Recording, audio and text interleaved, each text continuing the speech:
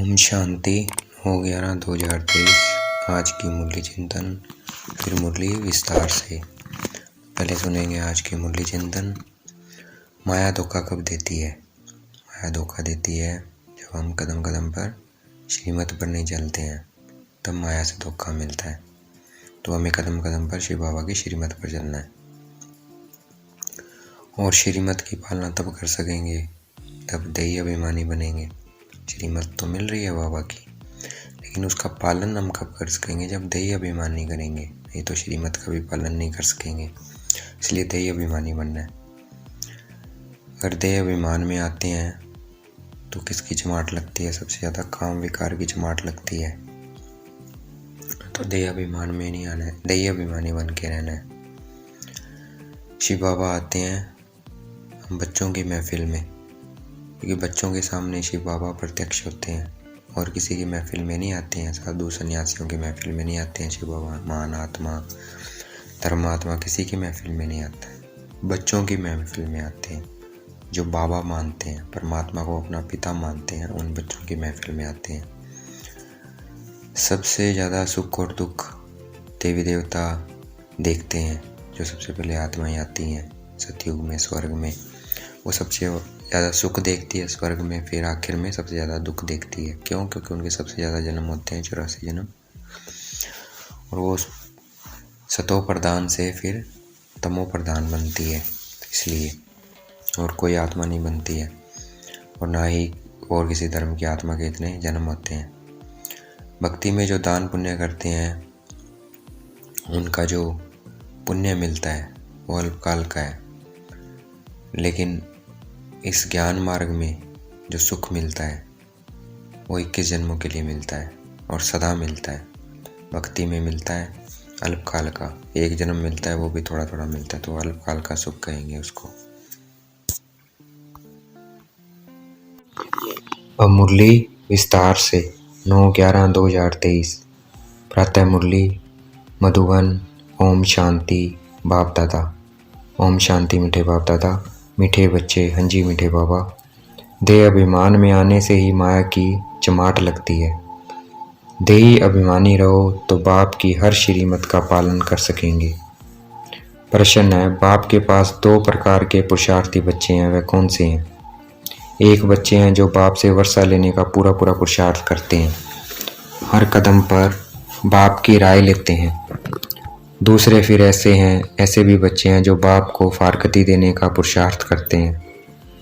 फारकती मतलब बाप को छोड़ने का पुरुषार्थ करते हैं।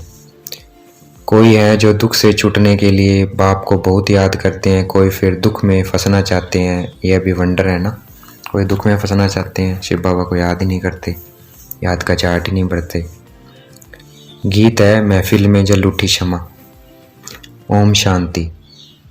बच्चों ने गीत तो बहुत बार सुना है, नए बच्चे फिर नए सिर सुनते होंगे।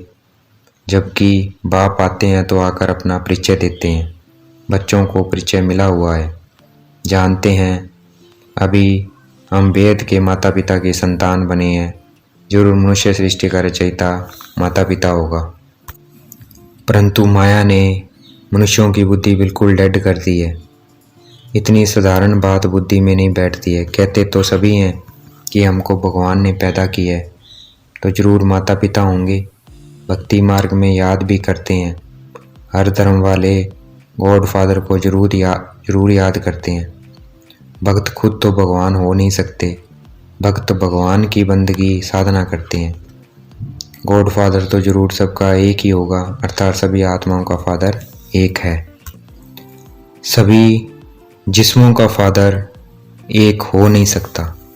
तो बाबा कहते हैं सभी जिस्मों का फादर एक नहीं हो सकता है, लेकिन आत्मा का फादर एक हो सकता है।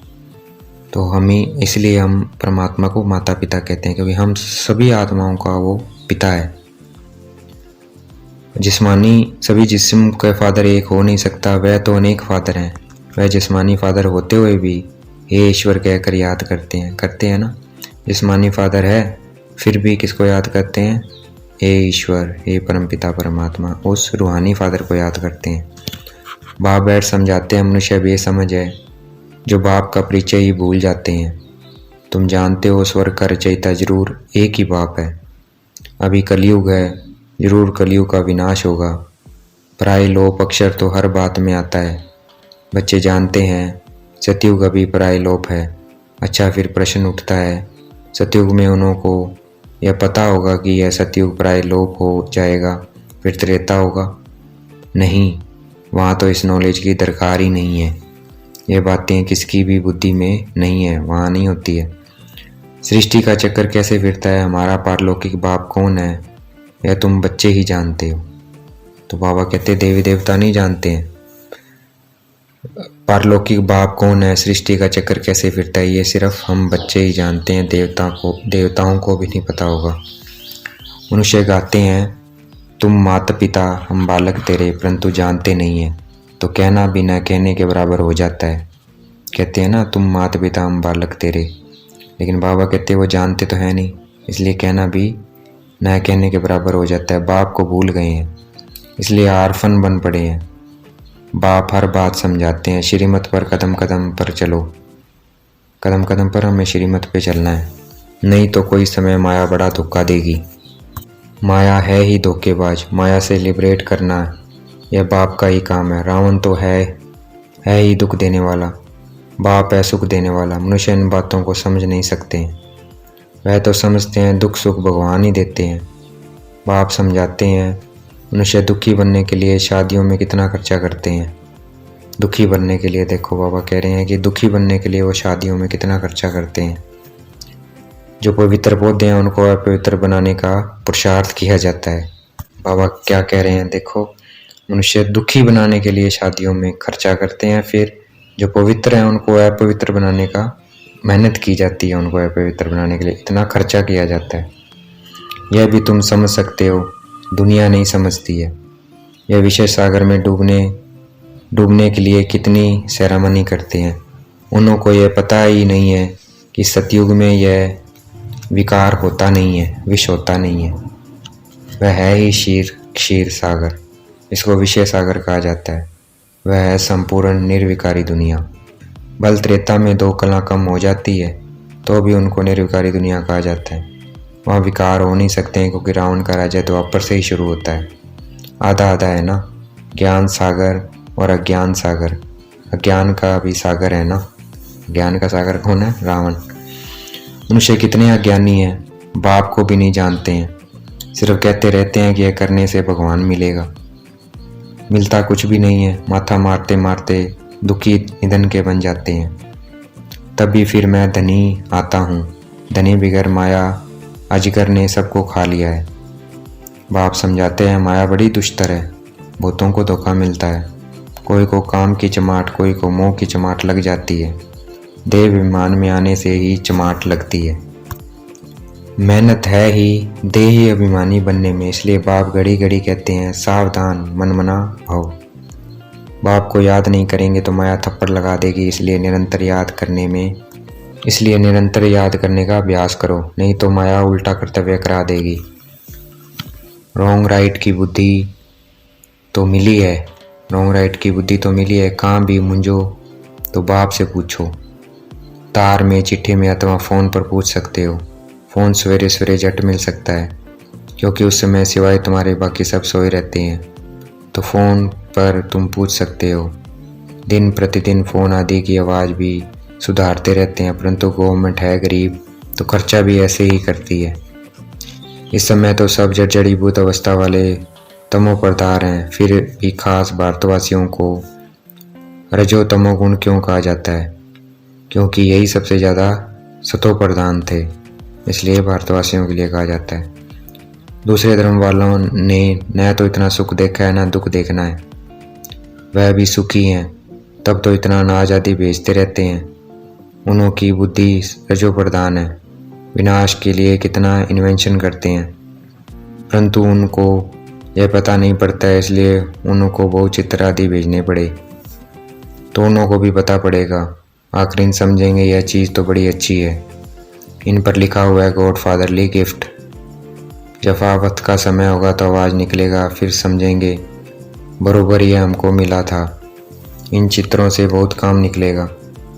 बाप को बेचारे जानते ही नहीं है, सुखदाता तो वह एक ही बाप है। सब उनको याद करते हैं, चित्रों से अच्छी रीति समझ सकते हैं। अभी देखो 3 पैर पृथ्वी के नहीं मिलते हैं और फिर तुम सारे विश्व के मालिक बन जाते हो। यह चित्र विलायत में भी बहुत सर्विस करेंगे। बच्चों को इन चित्रों का इतना कदर नहीं है। खर्चा तो होना ही है। राजधानी स्थापना करने में उस गवर्नमेंट का करोड़ों रुपया खर्च हुआ होगा और लाखों मरे। यहाँ तो मरने की बात ही नहीं है, श्रीमत पर पूरा पुरुषार्थ करना है। बाबा कह रहे हैं देखो, वो राजधानी स्थापन करेंगे तो कितने मारते हैं, कितना खर्चा करते हैं। पर बाबा कहते हैं यहाँ तो कोई खर्चे की बात ही नहीं है, ना ही किसी को मारना है, बस श्रीमत पर पूरा पुरुषार्थ करना है, तभी श्रेष्ठ पद पा सकेंगे। नहीं तो पीछे सजा खाने समय बहुत पछताएंगे। यह बाप भी है तो धर्मराज भी है। पतित दुनिया में आकर बच्चों को 21 जन्मों के लिए स्वराज्य देता हूँ। अगर फिर कोई विनाशकारी कर्तव्य किया तो पूरी सजा खाएंगे। ऐसे नहीं, जो होगा वह देखा जाएगा। दूसरे जन्म का कौन बैठ विचार करे। मनुष्य दान पुण्य भी दूसरे जन्म के लिए करते हैं। तुम अभी जो करते हो वह 21 जन्मों के लिए, वह जो कुछ करते हैं अल्पकाल के लिए। अवजा फिर भी नरक में ही मिलेगा। तुमको तो स्वर्ग में अवजा मिलना है, रात दिन का फर्क है। तुम स्वर्ग में 21 जन्मों के लिए प्रारब्ध पाते हो। हर बात में श्रीमत पर चलने से बेड़ा पार है। बाप कहते हैं तुम बच्चों को नैनों पर बिठाकर बड़े आराम से ले जाता हूँ। तुमने बहुत दुख उठाए हैं। अब कहता हूँ तुम मुझे याद करो। तुम नंगे आए थे, यह पाठ बजाया, अब फिर वापस जाना है। यह तुम्हारा अविनाशी पाठ है। इन बातों को कोई भी साइंस घमंडी समझ नहीं सकते हैं।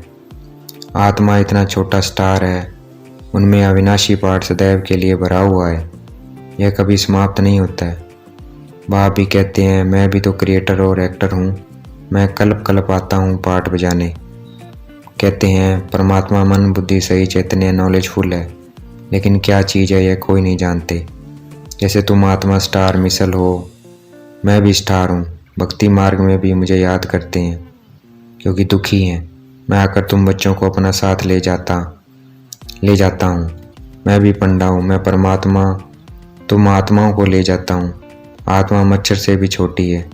यह समझ भी तुम बच्चों को अभी मिलती है। कितना अच्छी रीति समझाते हैं। बाप कहते हैं तुमको विश्व का मालिक बनाता हूँ। बाकी दिव्य दृष्टि की चाबी मैं अपने पास ही रखता हूँ। मैं किसको नहीं देता हूँ। यह भक्ति मार्ग में मेरे ही काम में आती है। बाप कहते हैं मैं तुमको पावन पूज्य बनाता हूँ, माया पतित पुजारी बनाती है। समझाते थे बहुत है, परंतु कोई बुद्धिवान समझे। यह टेप मशीन बहुत अच्छी चीज़ है। बच्चों को मुरली तो ज़रूर सुननी है। बहुत सिखलते बच्चे हैं। बाबा को बांधेली गोपिकाओं पर बहुत तरस पड़ता है। बाबा की मुरली सुनकर बहुत खुश होंगे। बच्चों की खुशी के लिए क्या नहीं करना चाहिए। बाबा को तो रात दिन गाँव की गोपिकाओं का ख्याल रहता है। नींद भी फिट जाती है। क्या युक्ति रचें, कैसे बच्चे दुख से छूटें। कोई तो फिर दुख में फंसने के लिए भी तैयार करते हैं। भी तो पुरुषार्थ करते हैं वर्षा लेने का, तो कोई फिर फारगती देने का भी पुरुषार्थ करते हैं। दुनिया तो आजकल बहुत ख़राब है। कोई बच्चे तो बाप को मारने में भी देरी नहीं करते हैं। वेद का बाप कितना अच्छी रीति समझाते हैं। मैं बच्चों को इतना धन दूंगा जो ये कभी दुखी नहीं होंगे। तो बच्चों को भी इतना रहम दिल बनना चाहिए कि सबको सुख का रास्ता बताएं। आजकल तो सभी दुख देते हैं, बाकी टीचर कभी दुख का रास्ता नहीं बताएगा। वह पढ़ाते हैं। आजकल तो सभी दुख देते हैं, बाकी टीचर कभी दुख का रास्ता नहीं बताएंगे। वह पढ़ाते हैं। पढ़ाई सोर्स ऑफ इनकम है। पढ़ाई से शरीर निर्वाह करने लायक बनते हैं। माँ बाप से बल वर्षा मिलता है, परंतु वह क्या काम का। जितना जास्ती धन उतना पाप बहुत करते हैं। नहीं तो तीर्थ यात्रा करने बड़ी नम्रता से जाते हैं, परंतु कोई तो तीर्थ यात्रा पर भी शराब ले जाते हैं, फिर छिपा कर पीते हैं। बाबा का देखा हुआ है, शराब बगैर रह नहीं सकते हैं। बात मत पूछो। लड़ाई में जाने वाले भी शराब खूब पीते हैं। लड़ाई वालों को अपनी जान का ख्याल नहीं रहता है। समझते हैं आत्मा एक शरीर छोड़ जाकर दूसरा शरीर लेगी। तुम बच्चों को भी अभी ज्ञान मिलता है। यह छी शरीर छोड़ना है। उनको कोई ज्ञान नहीं है, परंतु आदत पड़ी हुई है मरना और मारना।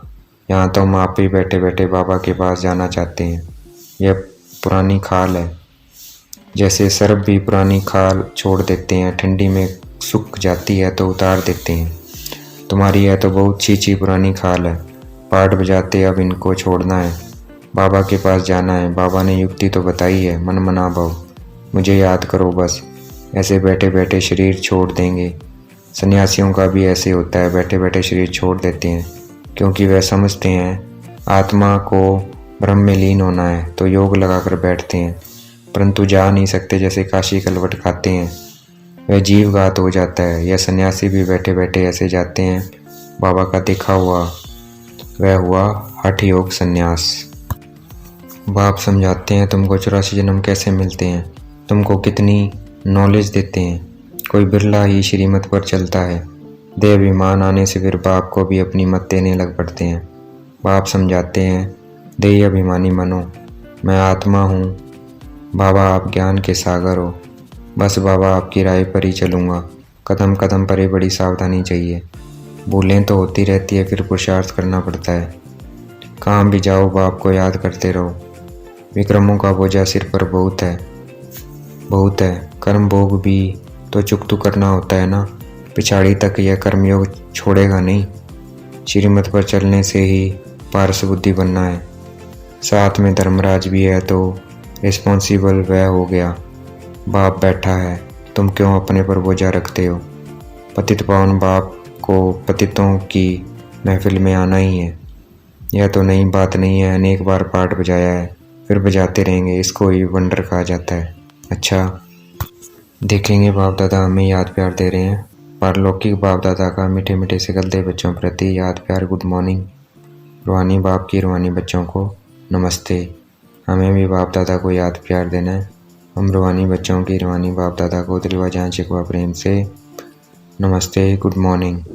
धारणा के लिए मुख्य सार, बाप समान सबको दुख से लिबरेट करने का रहम करना है, सुख का रास्ता बताना है। कोई भी विनाशकारी कर्तव्य नहीं करना है। श्रीमत पर 21 जन्मों के लिए अपनी प्रारब्ध बनानी है। कदम कदम पर सावधानी से चलना है। आज का वरदान देखना है, बाप दादा ने मस्तक पे हाथ रखा और वरदान दे रहे हैं। वादों की स्मृति द्वारा फ़ायदा उठाने वाले सदा बाप के ब्लेसिंग के पात्र भव।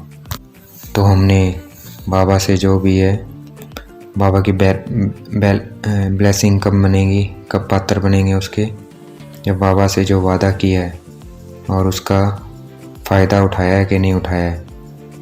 जब अगर वादा किया है और उसका फ़ायदा उठाया है तो शिव बाबा की ब्लेसिंग मिलेगी। तो ब्लेसिंग का पात्र मिलेंगे जब यह चीज़ धारण करेंगे, वादा का किया है बाबा से उसको स्मृति में रखेंगे और उसका फ़ायदा उठाएंगे। वरदान की व्याख्या है, जो भी वायदा मन से, बोल से अथवा लिख कर करते हो उन्हें स्मृति में रखो तो वायदे का पूरा फ़ायदा उठा सकते हो। चेक करो कि कितनी बार फ़ायदा किया और कितना निभाया है, कितनी बार वायदा किया और कितना निभाया है। वायदा और फ़ायदा इन दोनों का बैलेंस रहे तो वरदाता बाप द्वारा ब्लेसिंग मिलती रहेगी। जैसे संकल्प श्रेष्ठ करते हो ऐसे कर्म भी श्रेष्ठ हो तो सफलता मूर्त बन जाएंगे। आज का स्लोगन है, समय को ऐसा दिव्य आईना बनाओ जिसमें बाप ही दिखाई दे, तब कहेंगे सच्ची सेवा। तो अपने को ऐसा बनाना है कि हमारे अंदर परमात्मा दिखाई दे, उसे ही सच्ची सेवा कहेंगे। तो हमें ऐसा दिव्य आईना बनना है। आज याद रखना है, स्लोगन है ये, मैं दिव्य आईना हूँ, दिव्य आईना बन के रहना है। अच्छा, ओम शांति। शुक्रिया मीठे बाबा, शुक्रिया।